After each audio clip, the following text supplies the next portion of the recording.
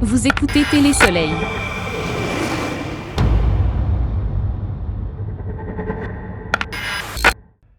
Selon la définition de chacun dans sa catégorie, ces valeurs-là, mais ça peut se rappeler qu'il y a quelques années, dans le secteur de Montréal, il y avait eu beaucoup de fumée pour un incendie qui était dans le secteur des Chichas.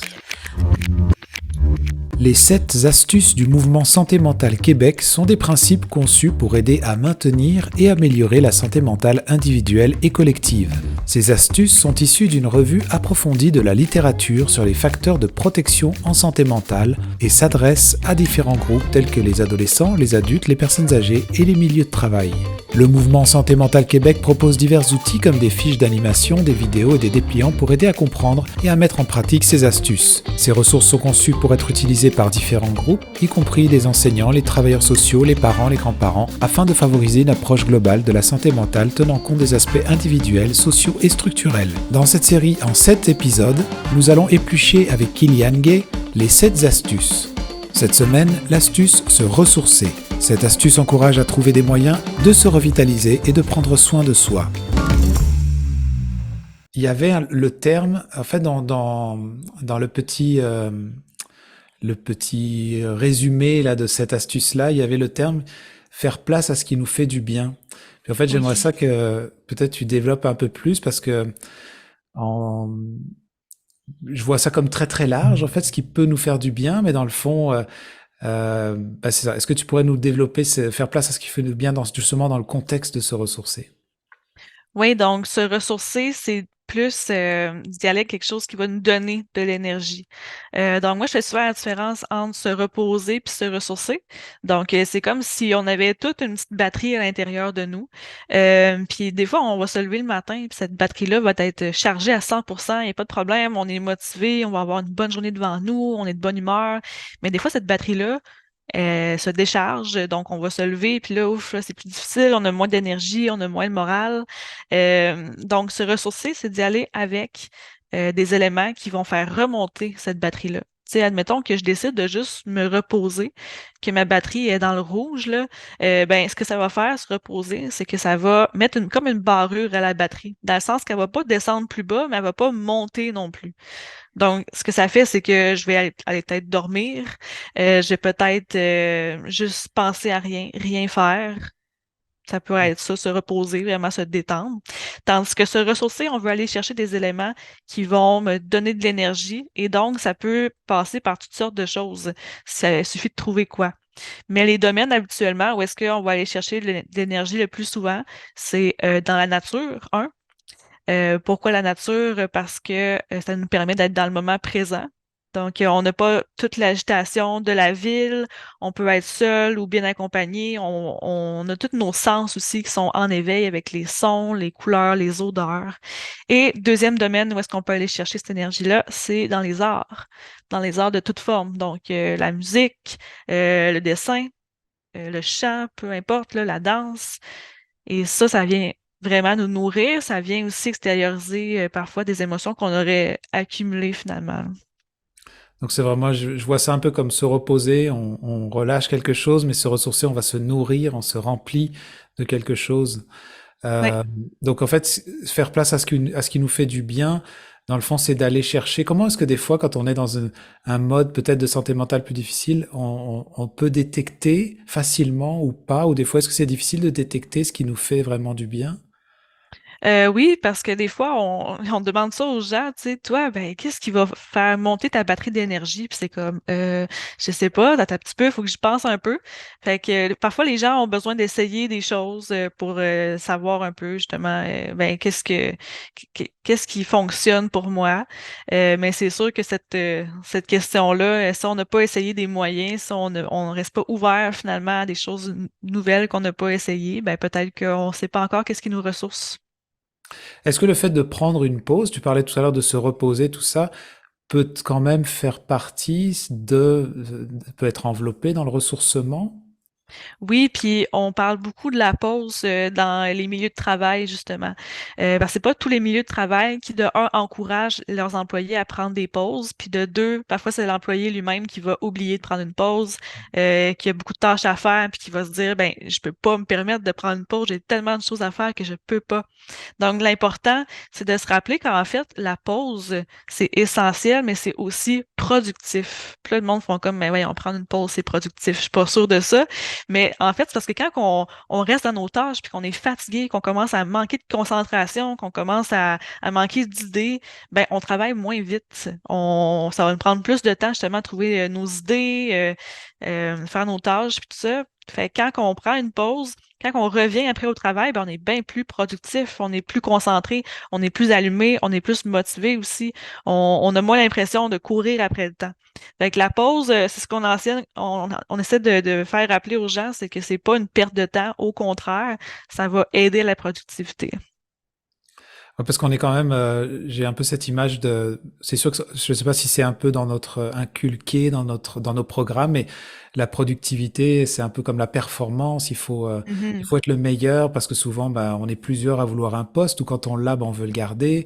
Est-ce que la notion de lâcher prise ou sur la productivité, j'imagine que c'est quelque chose qu'il faut s'approprier petit à petit quand on n'est peut-être pas habitué dans cette notion-là.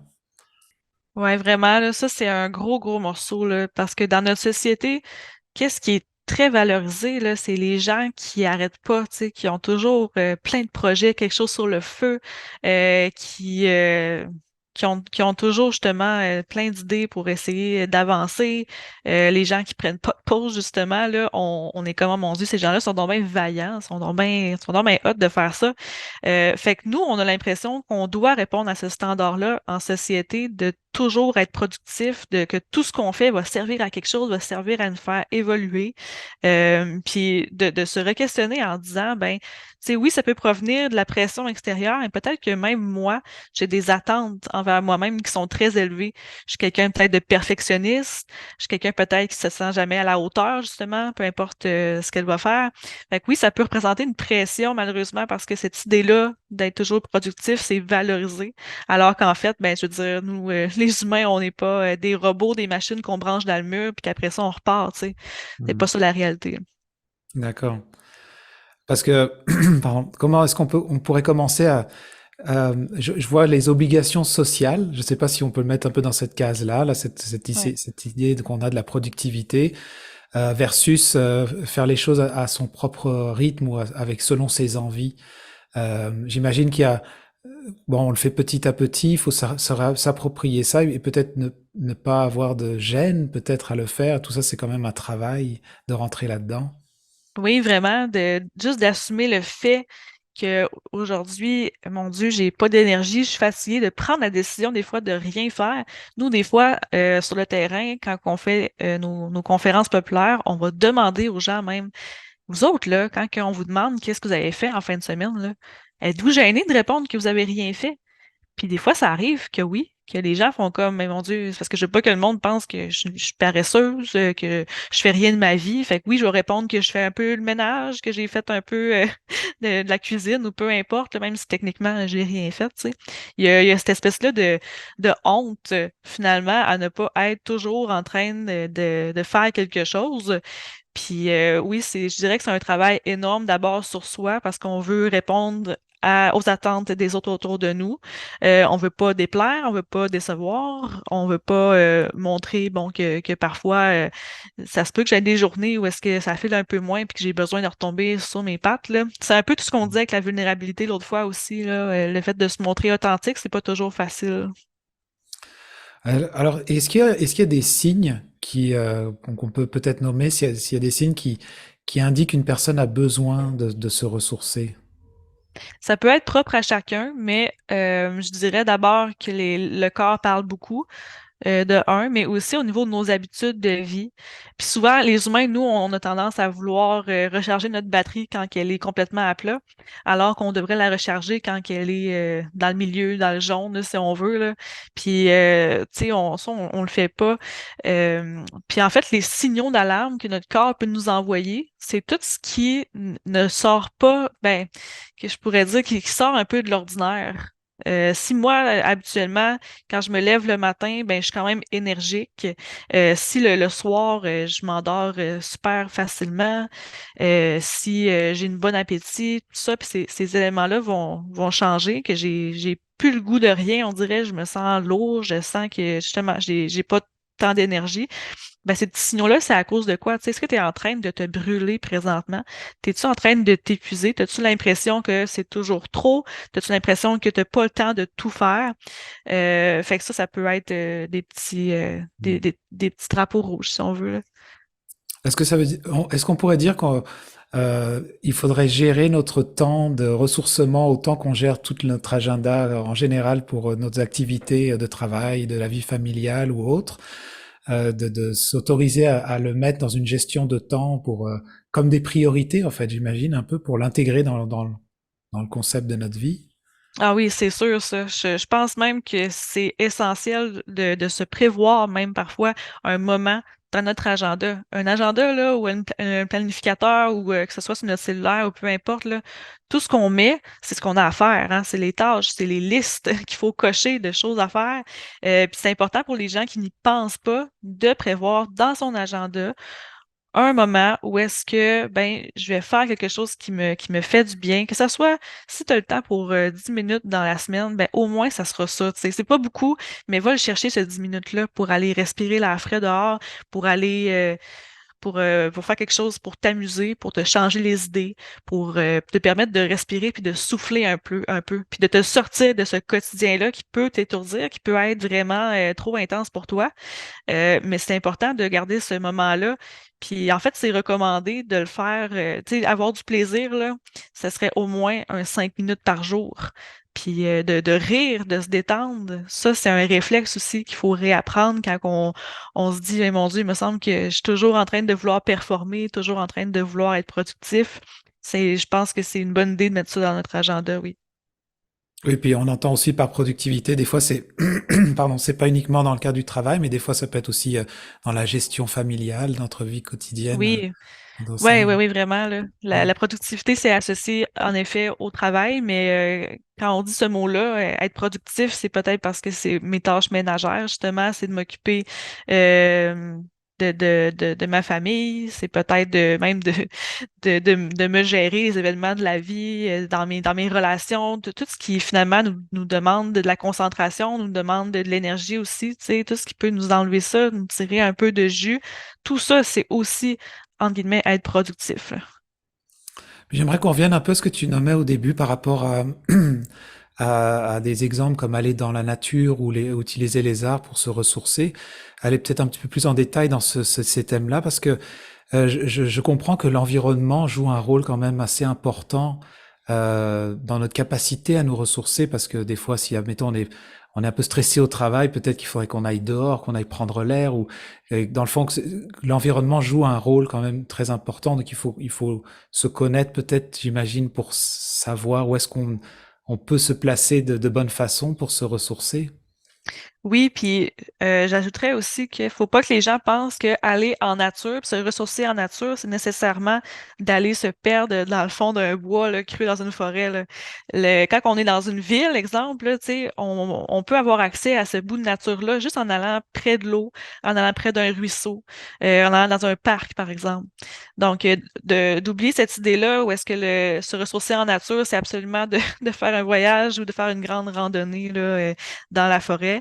Fait que la nature, en fait, là, comme je le disais, ça sert beaucoup à la pleine conscience, être consciente de ses sens, mais aussi, tu sais, quand on va marcher, quand on remarque les petits détails autour de nous, on prend le temps de respirer cette air pure-là, ça a l'air niaiseux, là, parce que tu vas me dire, ben oui, on fait rien que ça, respirer, mais quand que tu vas dehors, c'est de l'air frais, premièrement, mais aussi ça va oxygéner ton cerveau, ce qui fait que quand ça arrive, ben, tu as des idées plus claires. t'as moins l'impression de t'emballer dans des scénarios, dans des pensées plus négatives. Ça va t'aider à penser de façon plus logique puis à faire du ménage finalement là, dans ce tourbillon-là, si je peux Mm. dire. Est-ce que, est-ce qu'on est, j'aime bien des fois poser toujours cette question des défis auxquels on peut être confronté parce que je sais selon les astuces, des fois c'est pas forcément toujours les mêmes défis, mais le ressourcement, qu'est-ce qui pourrait, on en a parlé un petit peu là, les obligations sociales ou les pressions sociales, mais est-ce qu'il y a d'autres défis qu'on pourrait rencontrer qui pourraient nous empêcher ou des fois nous empêcher de voir qu'on a besoin de se ressourcer?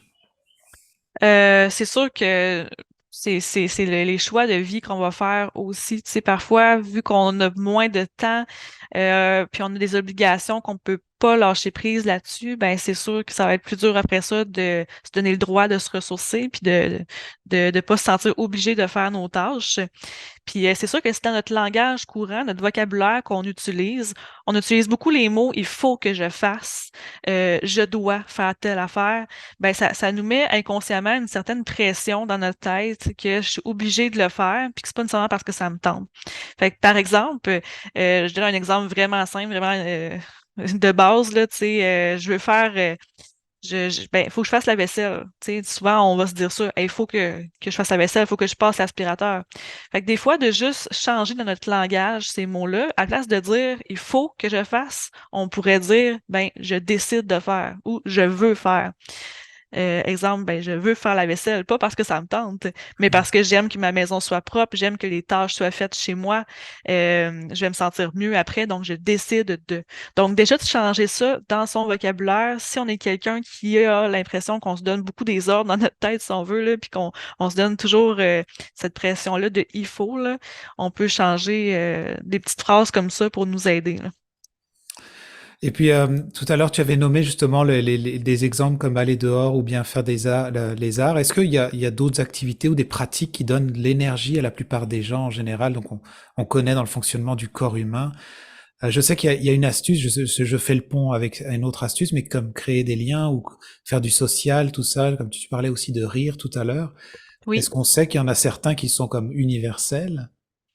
C'est sûr, justement, dans la création de liens, ça dépend qu'est-ce que ça représente pour toi.